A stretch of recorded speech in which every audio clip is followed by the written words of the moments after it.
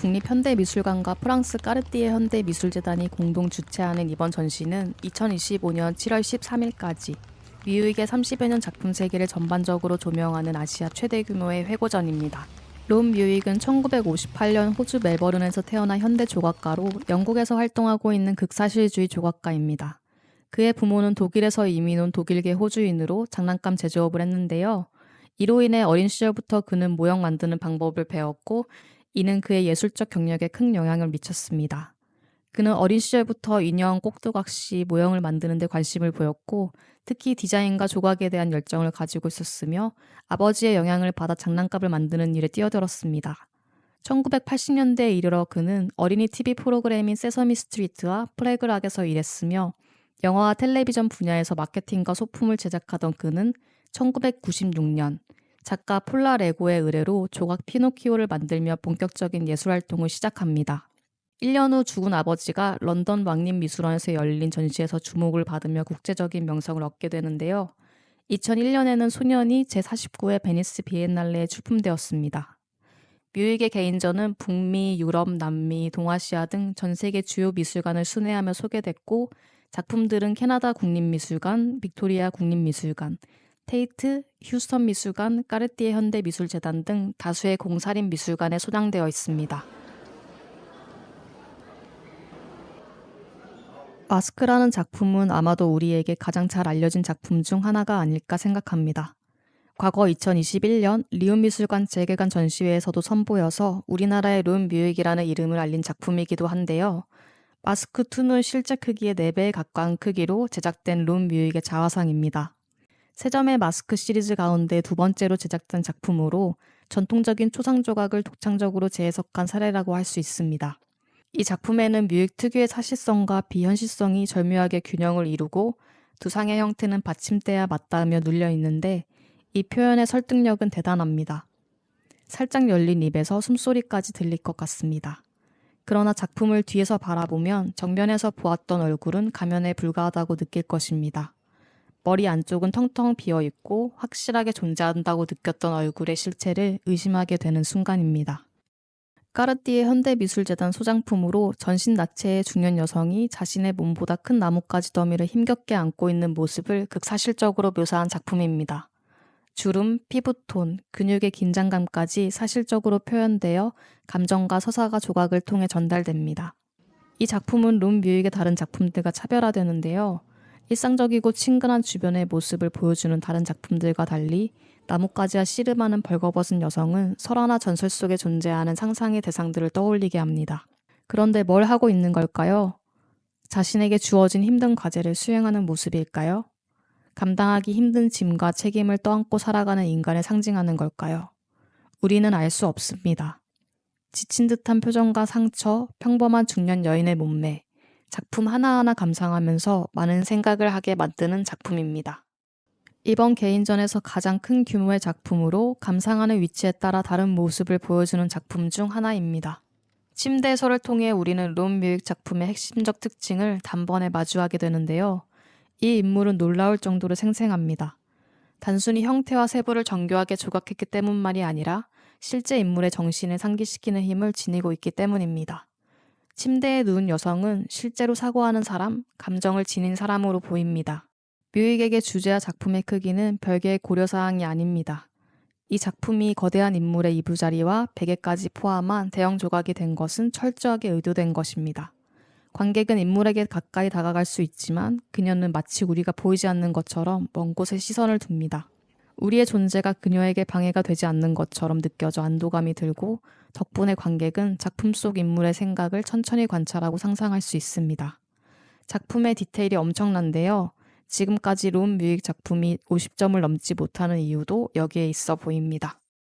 이 작품은 크라이스트처치 아트갤러리가 2019년에 약 100만 뉴질랜드 달러를 들여 구입한 것으로 그중 21만 9천 달러는 시민들의 크라우드 펀딩으로 마련되었습니다. 작품은 조심스러운 낙관주의라는 주제를 바탕으로 제작되었으며 크라이스트처치 지역사회에 희망과 회복의 메시지를 전달하고자 하는 의도가 담겨 있습니다. 이 작품은 가장 분명한 이야기를 품고 있는 것으로 보입니다. 하지만 정작 어떤 설명도 제공하지 않는 기묘한 작품으로 룸 뮤익의 기존 작품과 다르게 대상이 하나가 아닌 둘입니다. 남자와 암탉의 대치 장면을 뮤익은 소설책의 한 장면처럼 던져줍니다. 관람객에게 이 장면에 대해 상상해보길 제안하는 것인데요. 가구의 배치부터 남자의 신체, 자세, 집중된 시선, 그리고 닭의 경계하는 눈빛과 자세까지 조각은 모든 부분이 세밀하게 묘사되어 있습니다. 하지만 그들 사이에 놓인 빈 공간은 의문으로 가득 차 있습니다. 관람객은 작품의 두 주인공 가운데 한쪽의 편에 서서 이 장면을 관찰할 수 있습니다. 혹은 심판의 입장에서 지켜볼 수도 있습니다. 누가 먼저 눈을 깜빡이고 누가 먼저 덮칠 것인가. 이것은 팽팽한 긴장이 감도는 한 장면이며 시간 속에서 포착된 순간입니다. 사람이 한 번 움찔하면 닭이 도망가 버릴 수도 있습니다. 혹은 잠시 시선을 뗀 사이 의자가 뒤집히고 남자는 맥없이 쓰러지고 닭은 흩어진 깃털만 남긴 채 사라져버릴지도 모릅니다. 그래서 감히 한순간도 눈을 돌리지 못하고 집중하게 됩니다. 아니 어쩌면 닭은 단지 노인의 편집증이 만들어낸 환영인가요? 이 질문들엔 답이 없습니다. 지금부터는 다소 우울하고 어두운 느낌의 작품들을 만나보게 됩니다. 유령은 뮤익의 초기 작품 중 하나이지만 그가 이미 조각에 관해 독창적인 시각을 확립했음을 보여줍니다. 이 작품은 사춘기 소녀들이 자신의 변해가는 몸에 대해 느끼는 어색함과 당혹감을 보편적으로 형상화하고 있습니다. 특히 작품의 크기를 비정상적으로 확대함으로써 이런 감정을 더욱 극적으로 강조하고 관객은 자연스럽게 소녀의 감정에 공감하게 됩니다. 이 작품에는 제작과 관련한 사연이 있습니다. 조각을 만들 때 보통 작가는 먼저 원형이 되는 조각을 만들고 이를 본떠 조각을 만드는 데 필요한 원본 틀을 제작합니다. 원본 틀로는 보통 첫 번째 작품이나 제한된 소량만 제작하기 때문에 작가의 의도가 가장 제대로 온전히 반영된 버전이라고 할 수 있습니다. 이 특별한 버전을 AP, 즉 작가 증명 작품이라고 부르는데요. 롬 뮤익은 AP를 무척 중요하게 생각하는데 이 작품은 원래 계획했던 AP를 제작하지 못했습니다. 결국 오랜 시간이 지나 새롭게 제작하기로 했고 이때의 버전을 AP로 정했습니다. 이번 전시에서 선보이는 작품은 2014년에 제작된 것으로 초기 작품보다 정교해진 그의 테크닉을 감상할 수 있습니다. 1998년 첫 번째 에디션으로 제작된 작품은 현재 영국 테이트 미술관이 소장하고 있습니다. 롬 뮤익의 작업을 더욱 흥미롭게 감상하는 방법이 있습니다. 정면이 아닌 다른 각도와 시선에서 작품과 눈을 맞추고 감춰진 감정을 읽어내는 것입니다. 또 다른 감상 방법은 작품들이 바라보는 곳을 상상해 보는 것입니다. 초점을 잃은 인물, 먼 곳을 응시하는 인물들의 시선을 따라가다 보면 새로운 이야기를 만나게 되고 전시장 바깥의 이야기를 상상하게 됩니다.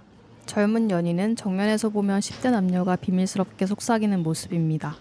하지만 뒷모습에서는 둘 사이의 또 다른 감정과 이야기를 발견할 수 있습니다. 처음에는 다정하고 서로를 배려하는 것처럼 보이던 젊은 연인 사이에 더 복잡한 이야기가 있었나 봅니다. 특히 두 사람이 서로를 보지 않는 상황에서 남자의 손이 여자의 팔을 잡은 모습은 더 미묘하고 모호한 감정을 암시합니다. 쇼핑하는 여인은 2002년작, 임신한 여인과 2004년작, 엄마와 아이와 함께 어머니 연작 중 하나입니다. 미술사에서 중요하게 다루어지는 어머니와 아이라는 주제를 현대적으로 해석한 작품인데요. 뮤익은 평범한 거리에서 마주칠 법한 장면에서 보편적이며 시대를 초월하는 깊은 감성을 포착해냈습니다.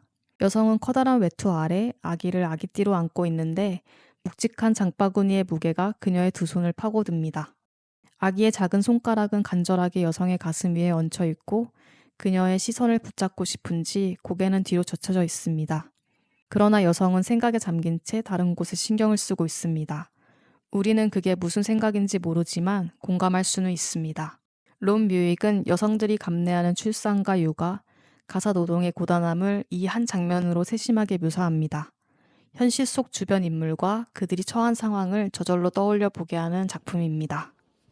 오늘 소개하는 마지막 대표 작품입니다. 가로, 세로, 너비가 각각 1m를 넘는 대형 두개골 조각 100개를 배치한 메스인데요. 뮤익이 프랑스 파리의 카타콤에 수백 년간 쌓이고 무너진 뼈들을 보며 2016년에서 17년에 제작했습니다. 특히 이 작품은 미술관 공간에 따라 다른 배치와 구성으로 매번 다른 느낌을 주는 작품인데요. 이번 국립현대미술관 서울관에서는 높게 쌓아 올렸습니다. 롬 뮤익은 1997년에 제작한 죽은 아빠 이후 약 20년 만에 다시 죽음을 주제로 한 조각 설치 작품 메스를 선보였습니다. 몇몇 두개골은 색상과 형태가 미묘하게 다르지만 개별적인 정체성을 알아볼 수 있는 단서는 거의 없습니다. 뮤익이 이전까지 개별 임무에 고립된 상태를 탐구해 왔다는 점에서 이전의 작업들과 차별화되는 작품인데요. 롬 뮤익에게 두개골은 복합적인 오브제입니다. 이 오브제는 보는 즉시 알아볼 수 있을 만큼 익숙한 동시에 이질적입니다. 무의식적으로 주의를 끌어당겨 매료시키면서도 거부감을 일으킵니다. 미술사에서 두개골은 인간의 유한성을 상징하는 요소로 자주 등장하는데요.